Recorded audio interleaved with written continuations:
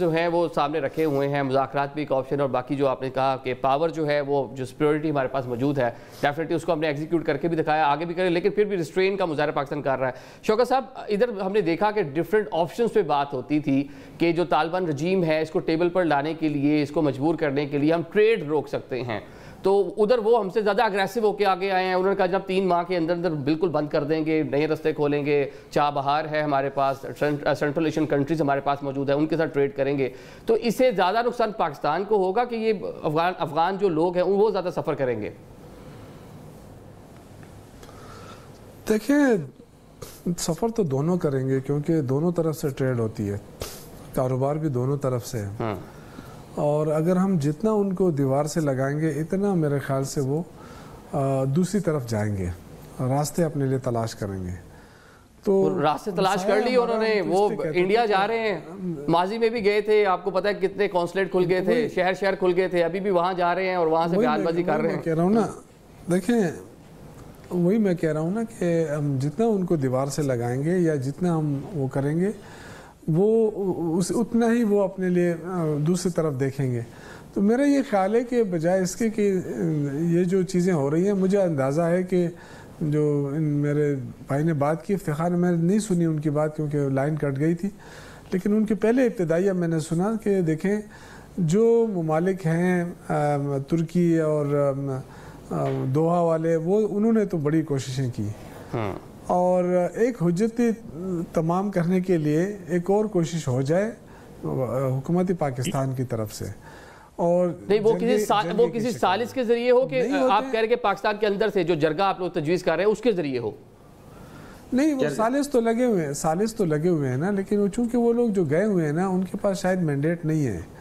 Mandate Kabul میں ہے، اور یہی وجہ ہے جو زاہد خان صاحب نے کہا کہ وہ بات تو مان لیتے ہیں، لیکن جب وہ کہتے ہیں کہ ہم نے پوچھنا ہے، یا پوچھنے کے بعد پھر وہ مکر جاتے ہیں، تو اس کا مطلب ہے کہ ان کے پاس مینڈیٹ نہیں ہے۔ اور تو یہ جو مینڈیٹ والے لوگ جو بیٹھے ہوئے کابل میں، ان سے میرے خیال سے ایک آخری دفعہ کوشش کر لی جائے، پھر دیکھیں جب کوئی راستہ نہیں بنتا ہے تو پھر راستہ تو بنانا پڑتا ہے اپنے لیے۔ تو ہم تو سارے پاکستانی، ہم تو کوئی یہ نہیں ہے کہ ہمیں کسی اور ملک کا مفاد عزیز یا اپنا نہیں ہے، ایسا تو نہیں ہو سکتا۔ لیکن یہ کہ ہم جو زیادہ احتیاط کر رہے ہیں وہ یہ کہ ہمارے ساتھ جو قبائلی ایریا ہے وہ دونوں طرف، اگر آپ دیکھیں نا افغانستان کے اندر جو قبائلی رہ رہے ہیں وہ دونوں کی رشتہ داریاں ہیں، بڑے قریبی لوگ ہیں، اور آپس میں بڑے مطلب ہو رہے ہیں۔ اسی وجہ سے یہ جو ماضی میں کوئی یہاں پہ وہ نہیں تھی، سیکورٹی فورسز کے کوئی اتنے بڑی چوکیاں نہیں تھی، لیکن یہ علاقہ پرامن رہا، محفوظ رہا، تو اب یہ کوشش ان کی وجہ سے رہا۔ اور اب میری تو یہی خواہش ہے کہ جس طرح بھی ہو لیکن امن ہو،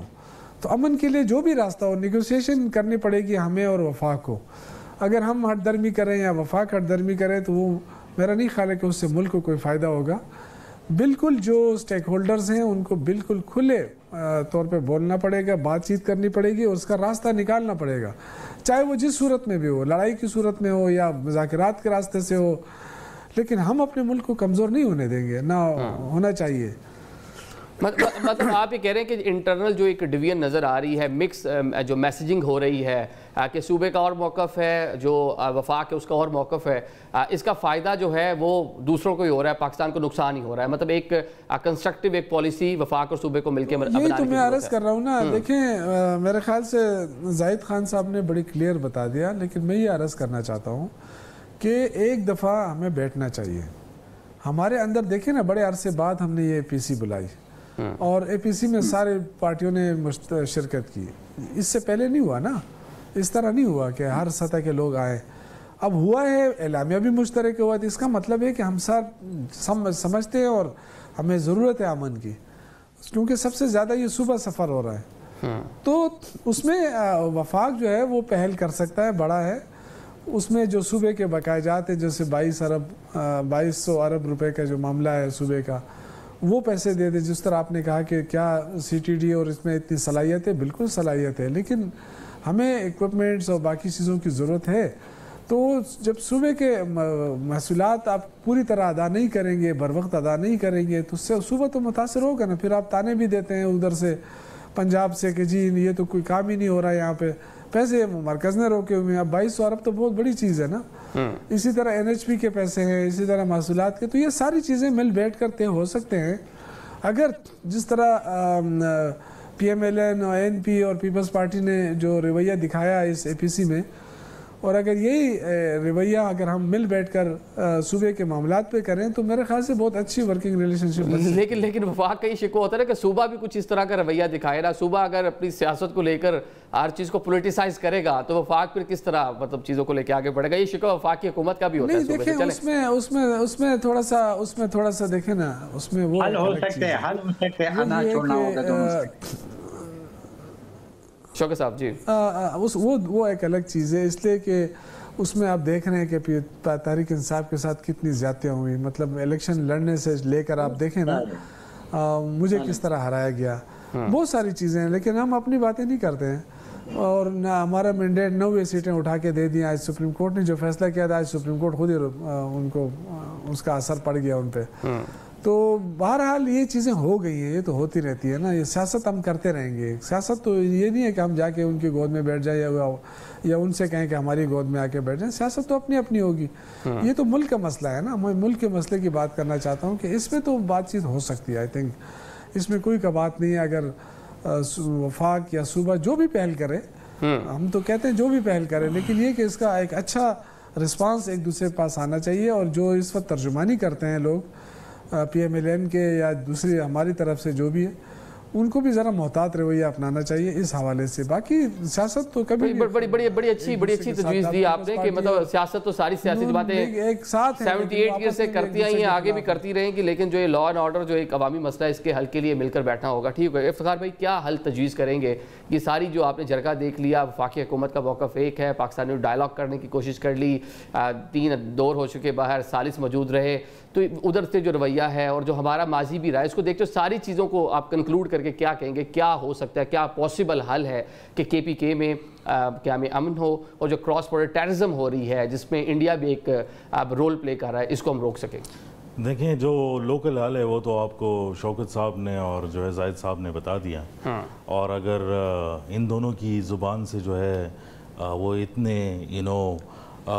मोतबर अल्फाज जो है एक दूसरे के लिए निकल रहे हैं, और ऑब्वियसली ये दोनों एक दूसरे की पार्टीज़ को जो है वो रिप्रेजेंट करते हैं, तो इसका मतलब ये है कि जो जरगे का आउटकम था वो सक्सेसफुल था। और इसका मतलब यही है कि सब अब एक नेशनल सिक्योरिटी को समझते हैं और लोकल सिक्योरिटी, क्योंकि सबको नज़र आता है, और ये शौकत साहब हैं या जाहिद साहब हैं, हम सब के रिश्तेदार ही हैं जो सफ़र होते हैं। ऐसा नहीं है कि जब भी कोई जनाजा उठता है KP के अंदर, क्योंकि एक बहुत टाइटली निट कम्युनिटी है, सब एक दूसरे के रिश्तेदार हैं, हम सब एक ही जनाजे के अंदर जो है वो खड़े होते हैं, तो सब मिलकर जो है सारी चीज़ को जो है वो बर्दाश्त करते हैं। अब वफाक की तरफ उन्होंने बात की है और ये जायज़ एक डिमांड है कि इनको एंटरटेन किया जाए और जो खदशात है एटलीस्ट नेशनल सिक्योरिटी की तरफ से वो जो है वो दूर किए जाएं। लेकिन ये ज़रूरी इसलिए है कि पाकिस्तान को इंटरनल कोहेजन जो है उसके अंदर आए, और जो हमारे अपने बॉर्डर्स हैं और अपने इलाके हैं उसके अंदर जो मिक्स मैसेजिंग की आपने बात की वो भी ख़त्म हो और ये नज़र आए कि हुकूमत नाम की कोई चीज़ है। क्योंकि आम आदमी तो जब वो देखता है कि तालिब है और बम धमाके हो रहे हैं तो वो यही समझता है कि हुकूमत नाम की कोई चीज़ नहीं है। तो CTD के बजट के हवाले से या कोई सुप्रीम कोर्ट का कितना इख्तियार है, वो अगर लकी मरवत में या नॉर्थ वजीरिस्तान से, उसके लिए बहुत दूर दराज बात है। उसको तो अपनी इमीडिएट सराउंडिंग्स में ये चीज़ चाहिए कि अमन हो और वो अपने घर जो है वो 2 वक्त की रोटी जो है वो ले जा सके। That is the main ultimate thing, and I am happy कि दोनों पॉलिटिशियंस ने इस तरह जो है वो बात की। लेकिन जो लार्जर प्रॉब्लम है, मुझे नहीं लगता कि जो है लार्जर प्रॉब्लम के अंदर अफ़गानिस्तान के साथ जो है ये इशू इतनी आराम से जो है वो सेटल होगा। और अभी हम देख रहे हैं कि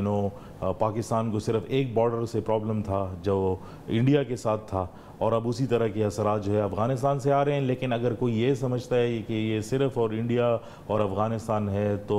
आई थिंक वो बहुत तंग नज़री होगी, क्योंकि एक ग्लोबल जो है वो रीअलाइनमेंट है, और इसके अंदर शायद बहुत सारे ऐसे ममालिक जिनको आप ट्रेडिशनली अपने दोस्त समझते थे उनके अपने भी स्टेक्स इसमें जो है वो इन्वॉल्व होंगे। तो ये तो एक पूरी दुनिया का एक निज़ाम ही जो है वो मुकम्मल तौर पर बदलता हुआ नज़र आ रहा है। تو اگر انٹرنل جو ہے وہ کنسنسس ہو جائے اور پولیٹیکل پارٹیز اس بات کو سمجھ لیں اور ایک دوسرے کو سپیس دیں تو پھر باہر کی جو پرابلمز آ رہے ہیں ان کو